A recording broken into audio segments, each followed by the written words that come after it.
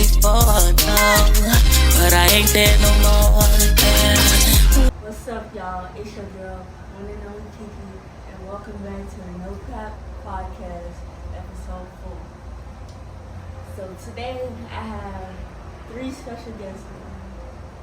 Not 1, not 2, but 3. Hey. My mama, Uncle Sherrod, and my auntie Shernet. And I have some questions for y'all. Hard question. No, it's about life. Hard question. Okay. It's 3 questions. The first question is, what was it like in your early 20s? In my early 20s,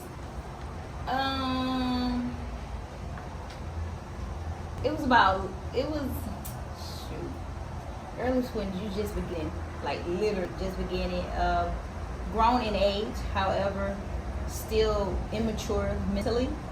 My early 20s, I had Zay at 23, so I consider that still my early 20s. So I had to learn how to be a mom.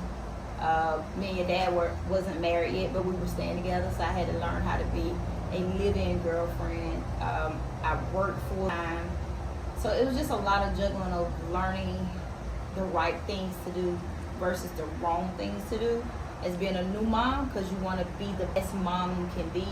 However, when you still have that mentality of, because it's not taking care of me anymore, it's taking care of a child that depends on me. Being in my 20s, I know nothing about taking care of my own kid. So it's a difference from me babysitting kids to I have a kid at 23. And I just say it's growth. It's a lot of, you're gonna make a lot of mistakes in your 20s. And so adding a child onto that plate, it is very scary. It is very hectic. However, when you have the upbringing the way we did, having both parents in the house, it makes it a little bit easier. And then you have that support system with both parents for grandparents. So it wasn't easy. I promise you it wasn't. But it was doable. Yeah. Did that make sense? Yes. Okay. Sherrod? One word that she used, and I remember my friend asked me one time, he said, if you can define success in one word, what word would you use? And I said growth. Because, you can grow in different ways. You can grow financially, you can grow, spiritually, you can grow in so many different ways in life. So I would say I've grown a whole lot since my 20s. But my answer is more related to health-wise, because when I was in my 20s, I could eat whatever I want. I mean, I still kind of sort of can now, but it's a little different now in my 30s, my late 30s, when it comes to like the amount of sugar that I can eat, or how long it takes for my body to heal from an injury, stuff like that. That to me is one of the big differences I can think of when it comes to like 20s versus 30s. Like in my 20s, I was able to gain weight, build muscle a lot easier than I can now. Now I gotta work extra hard. I gotta be extra disciplined to do it. But yeah, I would say the biggest difference is growth for me in my 20s. Nice. Shernet? My early 20s was fun. I was a late bloomer as far as getting out the house, going out, doing stuff like that. So I took more advantage of that in my very, very early 20s. But I still feel like I had, a go-getter type mentality. So I worked, 2-3 jobs at a time, bought a house, like you said, early 20s, married, had kids. So it was a short period of fun, and then responsibility stability. But my early 20s, I say that's when I learned not me, but life. I done been hurt before, yeah. Yeah, I struggled before, yeah. I've been rejected before, no. But I ain't there no more, yeah. What I learned about me, I control my own destiny. I don't play about me, I don't play about me, I don't play about me, no. Okay, so we on number 2. What stresses you out the most about life? Life, girl, life. Life stressed me out about life.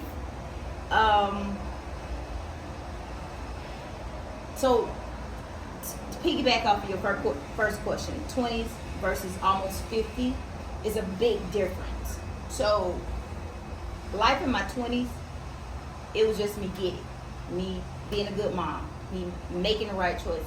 Yeah. Me in my 40s, close to 50, it's about me learning me. Being a mom and a wife in 20s and 30s and 40s and almost 50, I lose me. I lost me. So what stressed me out the most now is I don't know who I was when I was in my teens and early 20s. So me learning me is fun and stressful at the same time because I have different goals now versus what I did back then. My goals now is not about making sure y'all good because I did that. My goals now is about what make me happy and what's gonna make me good. Not because society say I have to feel a certain way or because my family say I have to feel a certain way, but what made me good about me. And that stresses me out because I have to learn to take the everybody factor out of Tony. Right. So it's a good thing and a bad thing at the same time. But life in general is designed to stress us out, but the goal is for us to succeed the best way we can for us. And that's how I see that. So that's what that is for me.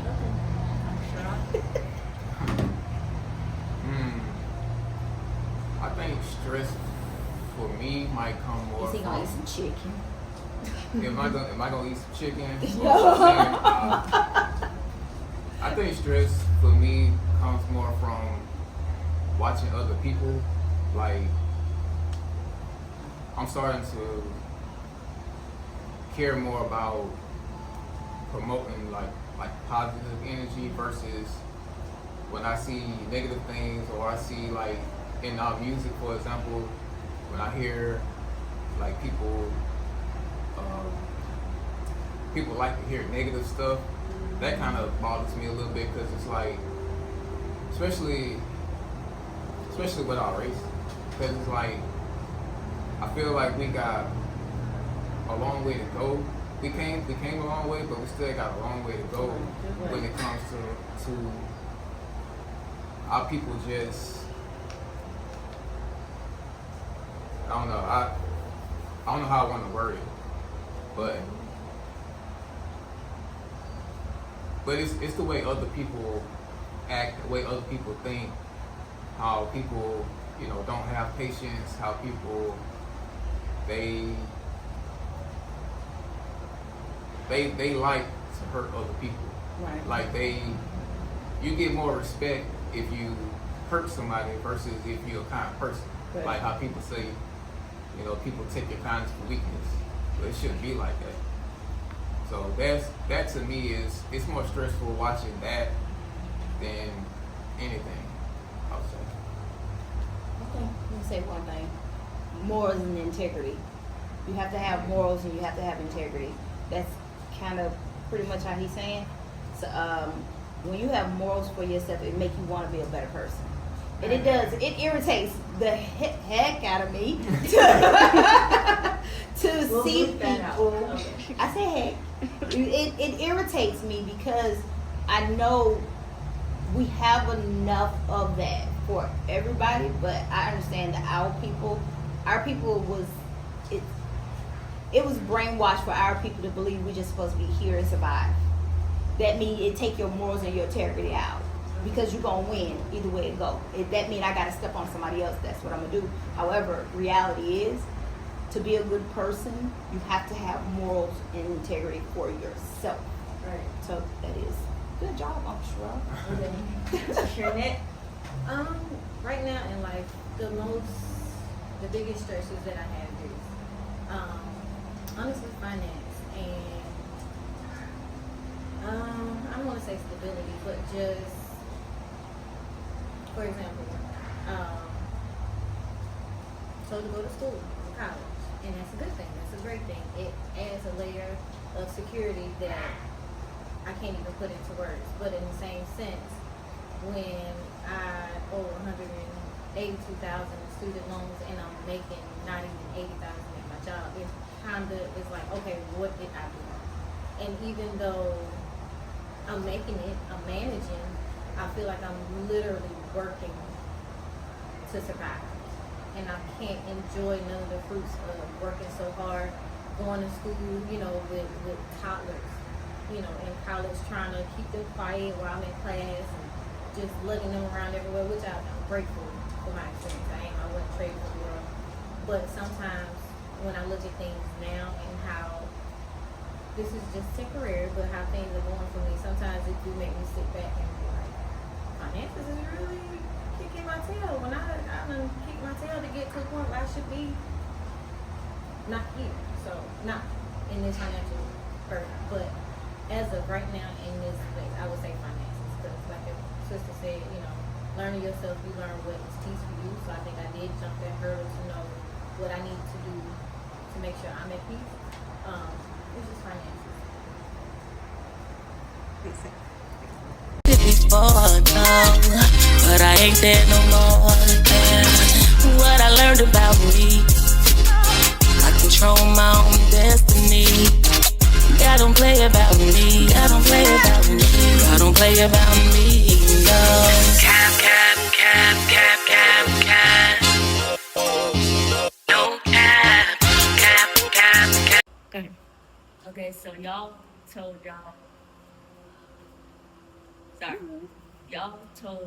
me how much this y'all know. So basically, what stresses me out is, I can probably say when I was younger, my mom wouldn't let me do certain things. But now, like, since I got older, I'm like, now I see why. It was a protective thing. I was like, it's just like, dang, it's just like, and now she making me do everything on my own. Like, for example, she let me do stuff, like put stuff in the oven now. She's like, you're living on your own one day, you're gonna have to do this on your own. And it's just like my parents, they're literally allowing me to go out now. Like, they're telling me, why don't you have friends? I was like, and then they'll be like, you're choosing not to have friends and you're being by yourself all the time. You should be able to have friends and hang out with your friends and stuff like that. The only thing they tell me is not to drink in front of them. Only do it around family. Because somebody able to control the somebody intake. can like put some of my drinks down. But now it's just like, Younger people don't have a sense of responsibility Right. when it comes to stuff like that. right. You always say, Auntie, you don't know when you girl, you don't know when you drink. It ain't that, but I would much rather you be in the presence of people who love you and say, I think that's enough, versus it's fun for us to just get completely wasted. You know what I mean? And it's not. But sometimes people be like, you only live once, you gotta take risks, you gotta do that. This is true, but you only live once. Yeah. So you choose the risk that you're gonna take. And when people take risk with alcohol, that's not a risk I would take for myself. So if I wouldn't take it for myself, I wouldn't want you or your brother or Mackenzie and Lauren to take that. Right. Because alcohol, it can go too far with you. Like, you could be good. However, on the flip side of that, you can go ahead and kill somebody. Or somebody can take advantage of you. Or anything can happen with that. So taking a risk with alcohol is something I don't wish on anybody. So that's why me and your dad tell you, if you're gonna drink, let us be with you or around you or somebody family, because we can tell you, okay, Kenyatta, this is a limit for you. You understand what I'm saying? I mean, thank God we haven't gotten to that point. However, we know it's not gonna happen. You may try. Right. You know, I'm not gonna say you ain't gonna get good. You may try. You know what I'm saying? Yeah. A good risk that you're taking is doing this right here. Correct. Absolutely. Correct. This the type of risk you want to take Yeah. is to put yourself out there and see what happens. Yeah. And as far as just to piggyback just a little bit, you said you only live once. I had the opportunity to volunteer at group meetings, and we had like, there were a lot of people doing AA, they were there for NA and stuff like that. And I will tell you this: the YOLO people, you only live once, they often have regret. Yeah. It's not. It may be in the moment like this is fun, but hearing their stories, a lot of them have regrets afterwards. Whether it don't even have to be nothing big like, oh, I got drunk and I hurt somebody, but just like it should be a limit. It's just like I was thinking about getting a tattoo, but I was like, nah, Don't take it. it's forever. Girl, she was always talking about that tattoo. She was about 14, 15. Then Zay got his first one, and she was like, "Oh yeah, I'm a." And then her dad was like, "Girl, just get a small one." Then she said, I ain't getting no tattoo." And plus, it's permanent. It's there forever. Yeah, you have to be very mindful of the tattoos you get. At any point in your life that you do get one, be mindful because that you carry that for the rest of your life. Just like when my mom said, she told me, like my dad, he told me to start small. Mm-hmm. And then my mom also told me, make sure the tattoo means something if I do it right. Because it's there forever. But I don't like to do this in the first place. You don't want no tattoo there, baby. No. It's a waste of money. It's a waste of money. I don't do it. And don't, what is it? You're not supposed to mess up your temple. I mean, we are here. Yeah. Y'all came back with tattoos. Remember that? We did, and we got some together at the same time. Did. However, this is The growth. the growth. It's growth. And when you understand the biblical terms of growth, then you understand what your temple is. God don't punish us for it; He forgives us for it. But if we know something, the consequences, He already forgave us for the consequences. When we asked for forgiveness and we meant it, and that was it, He forgave. God is not I'm a hold grudges. Once He forgives, He forgives. But our goal now, our responsibility He gives us is to teach others. Will a tattoo hinder you from going to glory? No, it will not. I'm being 100% honest with you. Yeah. However, when I say be mindful of what you get, if you make that decision, because you are of age to make that decision, be mindful for what you get, because some stuff is just crap. I'm being honest. And people just get it because it's cute, don't know what it means. You put some other God or some other something on you, and it be especially when people do the different letters, the different lettering, Japanese letters and all that. You don't even know what that means. You just know what somebody told you. Yeah. It can mean Satan, come on in, I welcome you. You got that. And once you got that, He owns you. So you have to be mindful and do your research. They cute. I get it. I've been there. However, that's what I'm here for. Not to tell you what to do, but give you advice once you do it. Yeah. You know what I mean? Mm-hmm. Yeah. Okay, this is question 3. Okay. Last question. This is one of my favorite things. Okay. But what was your favorite? I thought it was gonna be something to embarrass me. No. What was your favorite childhood memory?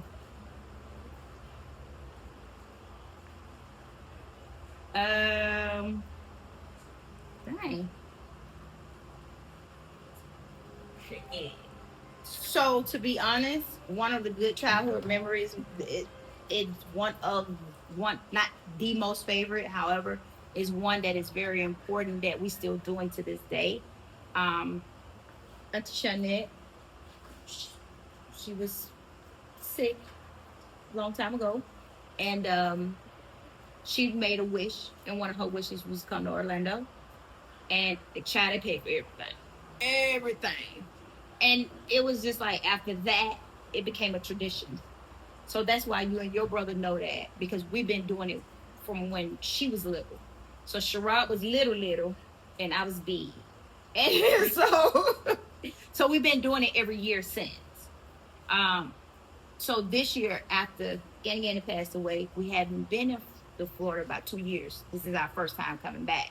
Yeah. So it's really special. Yeah. So this is a good memory to have. And I'm hoping we can keep doing it. So along down the line, when Sharon just had children, your brother decided, once y'all get older, whatever, it can continue. Not saying it have to, but it's something good to remember getting for. Yeah. You know what I'm saying? And the fact that his birthday. Happy birthday! Happy birthday. Yeah, his birthday is today. I'm sure. I don't know if I would say I got one specific memory. I think I got many different ones. I had a real good childhood. I got, like she mentioned earlier, both parents in the house was made life a lot easier. I not only got my mama, I got my mama right here and my mama right here as well, who protected me, made sure that I was good, and taught me everything. Yeah, these trips.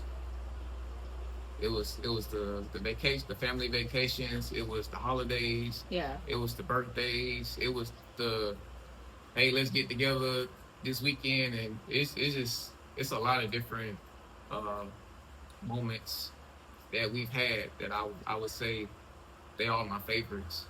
I say the two most important things you can get in life is time and moments.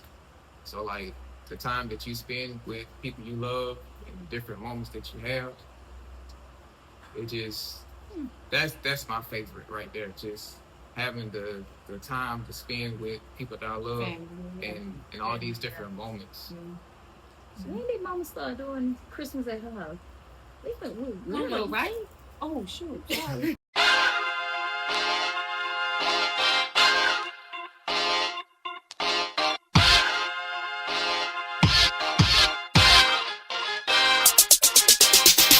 I done been hurt before, yeah.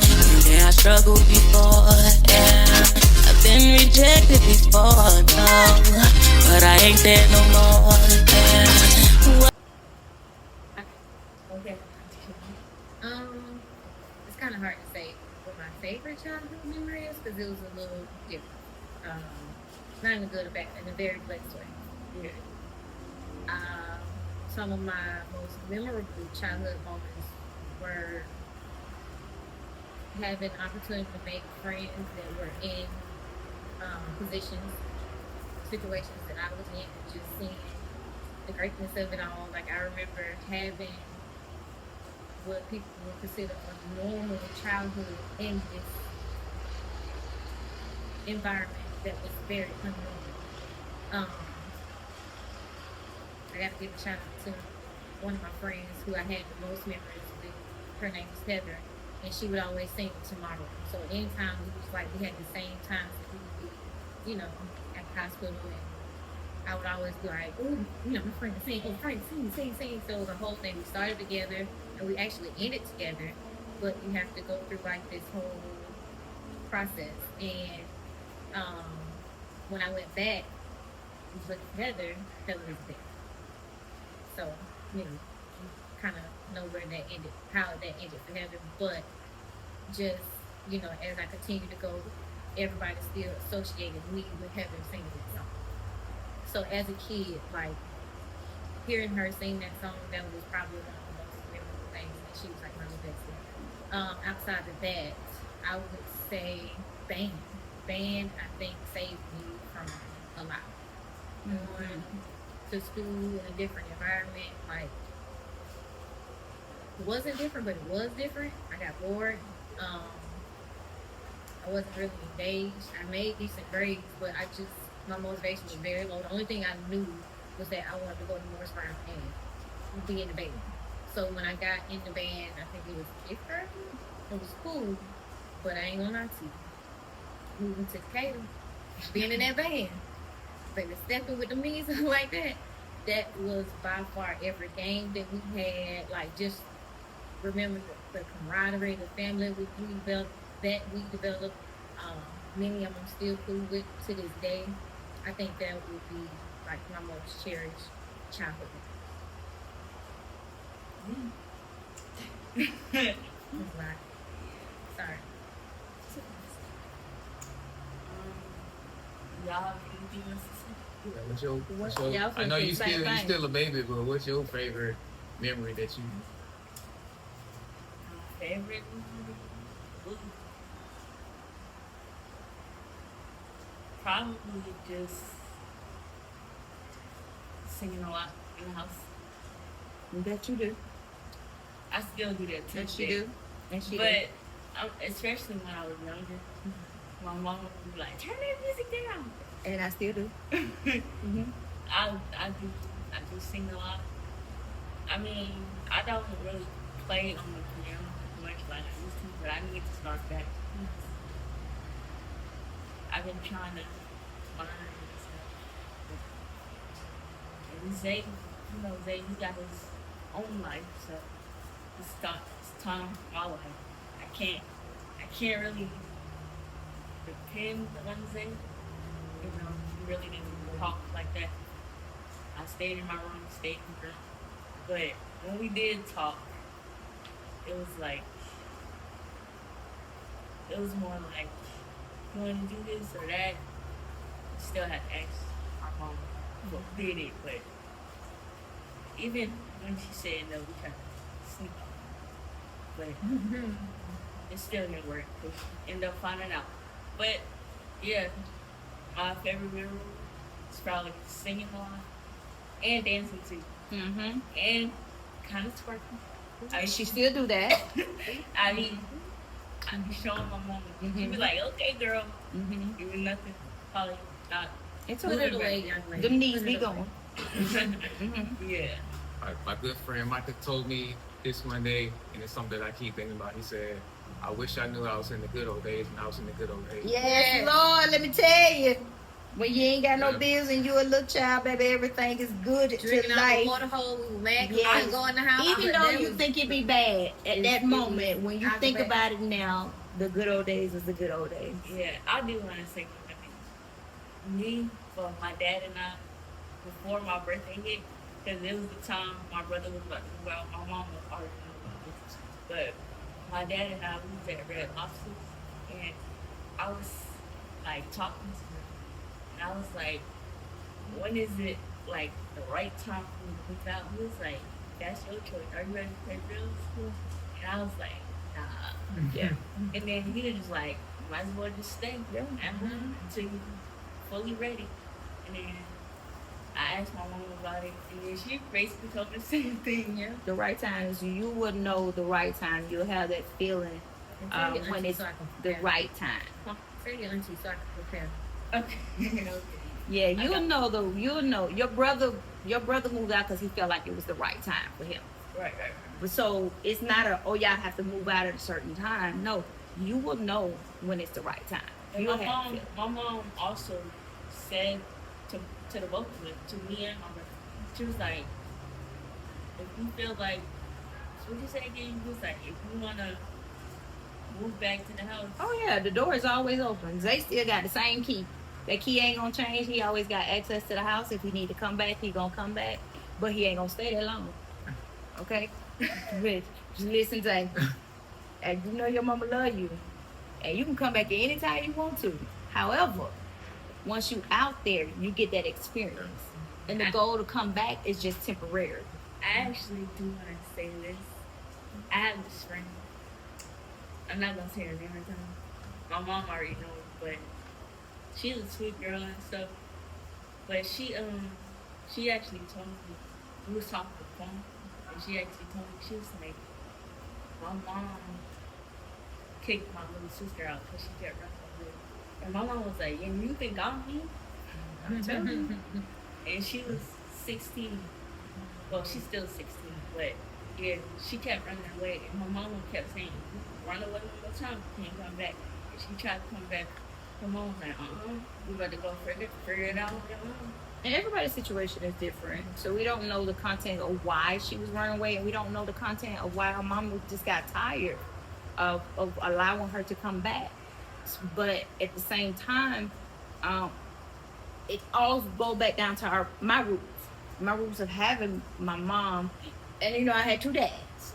So me having that, and even with having the family, just the dynamic of family bond that we have, that make you say, okay, when you're grown, you have to live a life. However, if you go out there and it ain't working for you for that moment, you come back temporarily. And it's not a cap time I'm put on when I say temporary, but the goal is to, if you got to go back home, it's just for a little bit so you can get back out there and try it again. Because that's all it is. Yeah. Give it up to yourself. Oh,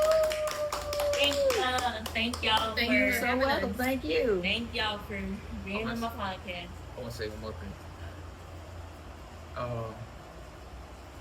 Kenyatta, I don't think you realize, well, you don't know how much I truly admire you. Yeah. Because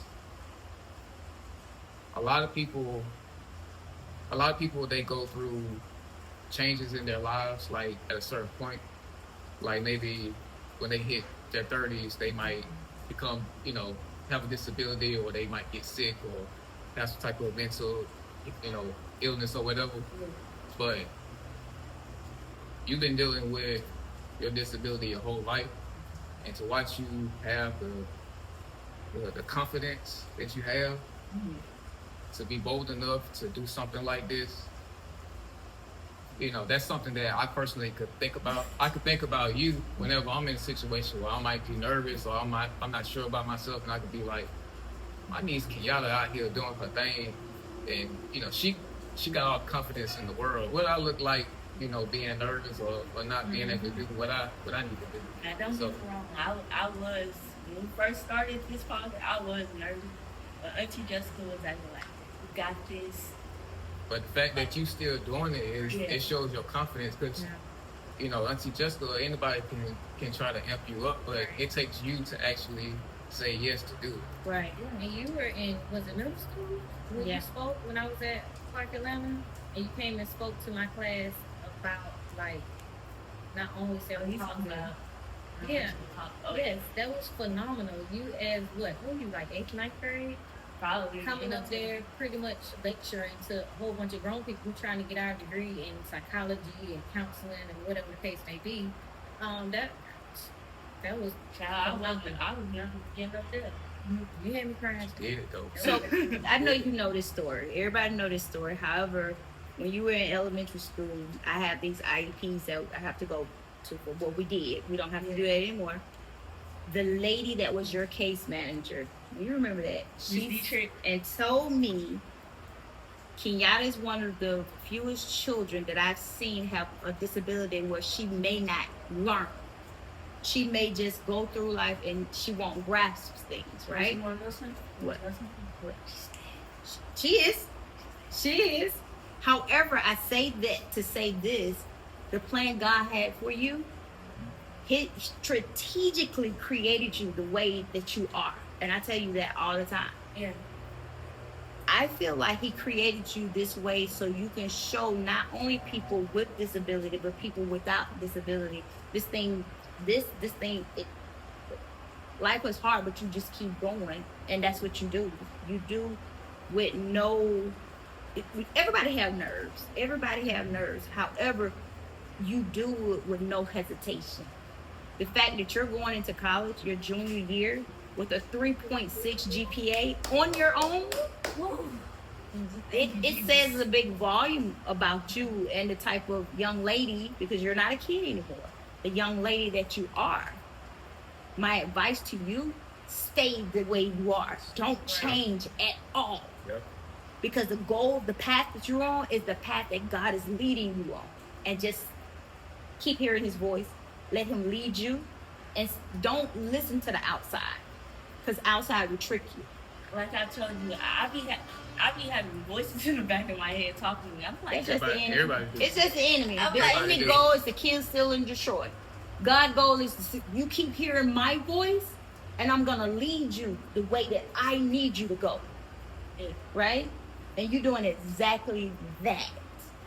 Because your determination is motivation for a lot of people.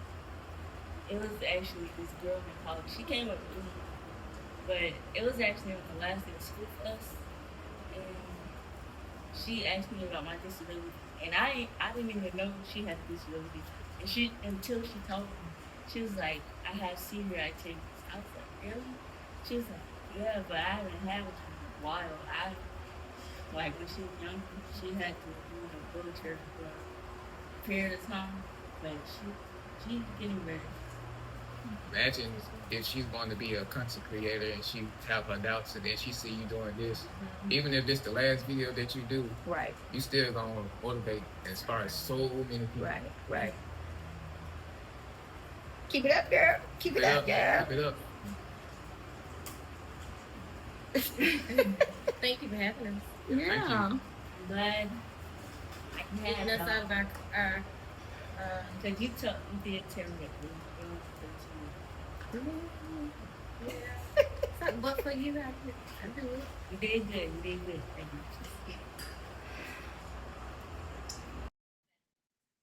I hope you guys enjoyed this No Cap podcast with one and only Kiki and Pastor Timon. But before I go, I need y'all to do me a favor by following my social media platforms.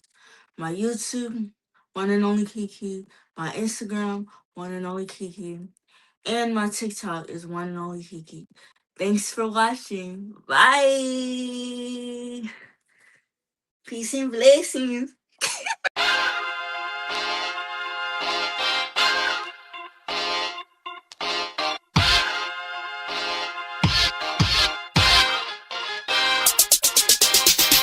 I done been hurt before, yeah.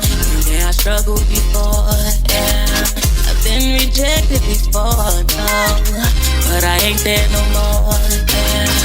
What I learned about me, I control my own destiny. God don't play about me, God don't play about me, God don't play about me, no. Cap, cap, cap, cap, cap, cap. No cap, cap, cap, cap, cap, cap, cap, cap. No cap. I done been without food. Yeah, I broke all the rules. I've been played for a fool, but I ain't nobody's fool, no. What I learned about me, I control my own destiny. God don't play about me, God don't play about me, no.